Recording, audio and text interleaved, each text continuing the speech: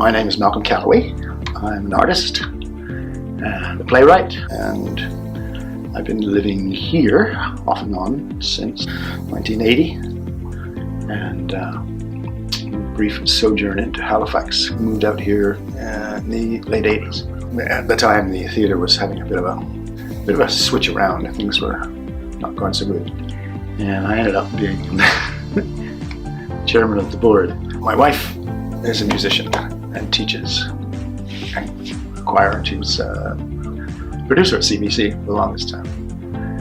And the first thing we did at the theatre was a musical that she had done with her friends at the National Arts Centre in Ottawa called Dream Children, which is supposed to be about hippies in the future. You know how this is going to go, right? Not well.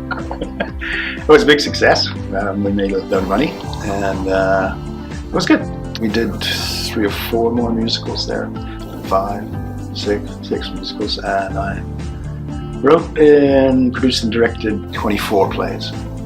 So basically the place is mine, you know what I mean? It was a great place. It's a magical place.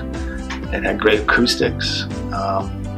You couldn't fly anything there, which was nuts, you know, because the only thing we could fly was a fire curtain. When the fire department came down to do the inspection and stuff, and they were looking around after it'd just been painted and rebuilt, tickety-boo and stuff, and he goes, problem here. Can't put up sprinklers, can you? Yeah. Hell no. And he said, you need a fire curtain. And he said, well, it's a cloth that falls down from the arch, and it keeps the actors away from the audience in case they catch fire. See, in those days, a fire curtain was when they had oil lamps in front, right? The footlights, real footlights, were lit. And this has been on the books since, I don't know, 1910. And that's all they could find wrong with it. Something. It went up, it went down, it went back up, and never came down again. My ex used to work at the puppet theatre that used to be there, and the Drama Society.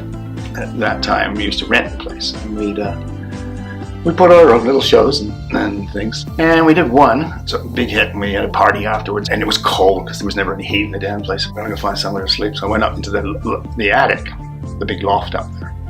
And I woke up. It was good. I was kind of like wrapped up in old stuff in there. And I woke up in the morning and the light on. Christ almighty. There were all these puppets hanging from strings on every possible thing, and I'm going, oh my god, that's cool. The thing was, it was so cold in there that the velvets, the black velvets in the back of that, in the morning would be covered in ice. Imagine, they were like grey white. You go tink tink. That's how cold it was. We had no heat. We put a lot of people through there, especially in the Christmas shows. I mean, over the years, 100 people, you know, through there on stage, with only 3 or 4 who've been there from the very beginning. I write it, I design the set, I help build the set, I paint the set, and I direct it, and on we go. It's always screw-ups, it's amateur, you know, and you never know what's going to happen. They did what I asked them to do, in some odd ways, but some people think it's actually, you know, a variety show, and they sort of break into their own little bits in the middle of it, and that's when trouble starts. No! I've actually yelled that from the balcony. Stop that! Other than that, great. I've had a great bunch of people over the years. And it was something everybody looked forward to every Christmas. You know, it's like, ooh, we're going to do one this year. Because we had a few we did. We were going to do a read-through of something we are going to do for First Up. Hopefully it's going to be Noises Off. It's brilliant. It's one of my favorite plays. It's basically, I don't think we can do it the way it's set to be, which is on a revolve.